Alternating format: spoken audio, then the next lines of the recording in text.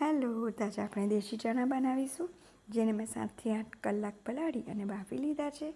તો 1 ચમચી કાશ્મીરી મરચું, ધાણા જીરું, હળદર, લાલ તીખું મરચું, આમચૂર પાવડર, છીણેલું આદું, મીઠું અને ગરમ મસાલો અને અડધી ચમચી ચણાનો લોટ મેં આટલું લીધું છે. તો આપણે એની પેસ્ટ બનાવી લઈશું. તો આમચૂર પાવડરની જગ્યાએ તમારે લીંબુ લેવું હોય તો તમે લઈ શકો છો. તો આની પેસ્ટ બનાવી આપણે સાઈડમાં મૂકી દઈશું. તો મેં તેલની અંદર જીરું અને લીમડો નાખ્યો છે, તેનો વઘાર કર્યો છે. તો આજે મેં લસણ અને ડુંગળી વગરના ચણા બનાવ્યા છે, જે જલ્દી બની જાય છે અને ખાટા મીઠા ટેસ્ટી લાગે છે.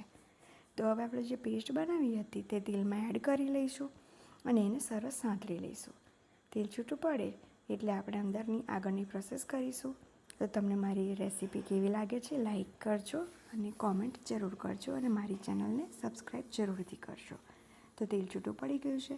તો હવે આપણે આમાં ચણા એડ કરી દઈશું અને થોડા ચણા સાઈડમાં કાઢી લઈશું. એને આપણે મેશ કરી લઈશું અને એ મેશ કરેલા ચણા આની અંદર એડ કરી દઈશું. મેં અહીંયા ગળપણ માટે ગોળ નાખ્યો છે. તમારે ખાંડ નાખવી હોય તો તમે નાખી શકો છો. તો ગોળ નાખવાથી શાક સરસ ખાટું મીઠું બને છે, કારણ કે આપણે આપણા આમચૂર પાવડર નાખ્યો છે. તો આ રેડી છે મારું શાક. તમને કેવું લાગ્યું મને જરૂરથી કહેજો અને જરૂરથી બનાવજો. તો મારી રેસીપીને સબસ્ક્રાઈબ જરૂર કરજો. તો રેડી છે મારી